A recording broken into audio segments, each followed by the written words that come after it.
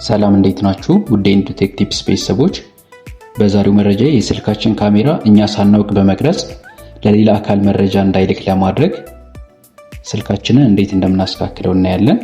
እስከ ፕሮግራሙ ፍጻሜ አብራችሁን ይቆዩ።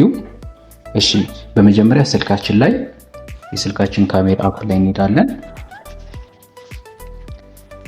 እሺ፣ የስልካችን ካሜራ አፕ ይሄኛውን የስልካችን የካሜራ አፕ እንደዚህ ጫን ብለን እንይዘዋለን።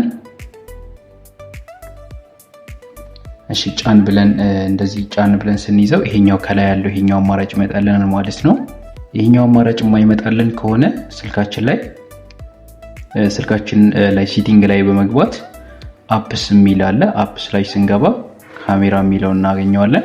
ካሜራ ላይ ስንገባ ይሄኛው አማራጭ እናገኘዋለን ማለት ነው። ይሄ እንደዚህ ስንይዘው የማይመጣልን ከሆነ ሴቲንግም ላይ ገብተን በዚህ መልኩ እንዲመጣልን ማድረግ እንችላለን ማለት ነው። እሺ፣ ይሄኛው አማራጭ ሲመጣልን እቺኛዋን አንዴ እነካታለን ማለት ነው። ከላይ ያለችውን እቺኛዋን አንዴ እነካታለን ማለት ነው። እሱን ስነካው ይሄኛው አማራጭ መጣልን። ይሄኛው ዝርዝር ይመጣልናል ማለት ነው። ከሚመጣልን ዝርዝር ላይ እዚህ ጋር እንደሚያሳየው ሞባይል ዳታ ኤንድ ዋይፋይ የሚል አማራጭ አለ። ሞባይል ዳታ ኤንድ ዋይፋይ ኛውን አንዴ እነካዋለን ማለት ነው።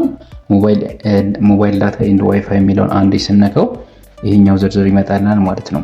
አሁን እዚህ ጋር ከሚያሳየን አማራጭ ላይ ባክግራውንድ ዳታ የሚለውን ኦን የሆነ ከሆነ ይሄኛውን ኦፍ እናደርገዋለን ማለት ነው። ይህን ኦፍ ካደረግነው በኋላ ያለኛ ፍቃድ የስልካችንን ካሜራ ሊጠቀም የሚችል ማንኛውንም አካል ብሎክ ያደርግልናል ማለት ነው።